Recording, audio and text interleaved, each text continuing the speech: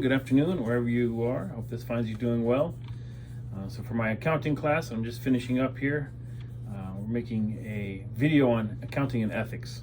And so the scenario that I was given or came up with was a senior Navy corpsman working in a medical logistics role on a ship or in a field hospital. He notices discrepancies in supply, inventory, and then what is on the sheet. So basically, maybe there's some discrepancies, something shady's going on. The supply officer in this case, outranks the person, but they notice the discrepancy. The goods coming in don't match the sheets. Now, what is the ethical responsibility of this senior medical personnel as corpsman? And so this scenario came from ChatGPT, but in real life, I've seen this very similar examples in working in Quantico. We had an incident with the pharmacy guy ordering medications, narcotics specifically, and of course he was receiving more than what he was reporting, and then he was selling it on the side. So he ended up getting caught going to Leavenworth. But besides that, this is a thing that happens. We talk about different ethics in companies and corporations. It's not hard to see examples of misconduct by organizations. And so what is our ethics? What is our standard? How do we prevent this as an organization, as leaders? Some of the things that we can do, of course, is organizational culture.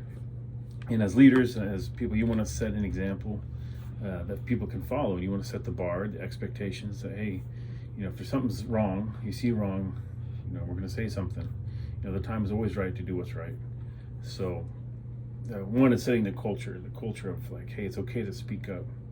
You're not going to be reprimanded. The Whistleblower Act. That, hey, it's okay to point out things or discrepancies or question things, and that should not be taken as reprisal. But it's incumbent on the leadership to set that goal, set that tone, and instill those values and do the training necessary with your staff to establish that. Personally, this person needs to have some courage to set up. Obviously, they need to report this up and say, hey, these numbers don't match, something's wrong. What are the morals, or what are the, I guess we're going to say, what are the implications? Like, what are the, is this guy just rushed? The supply officer, is he just rushed and he's just trying to get the job done because he's got 5,000 other things to do? I'm like, that's the thing that happens. Or is he legitimately, being shady and doing something, illegal?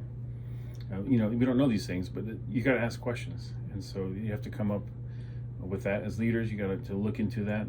Hopefully blockchain is a thing that's coming along. So that's going to be a way to, especially in the supply realm and the money realm, is like open transparency that people can see exactly what's going, how much was received, how much was shipped, and, giving the opportunities. So, you have like the fire triangle. The same thing happens with fraud. There's an opening, there's a need. If you take away one of those legs of the stool, it'll collapse, and you'll be able to solve these problems. But ethically, the time is always right to do what's right. So, it is what it is, and you have to make sure that you are doing what's right. No excuses. That's it. Hope you guys have a good day.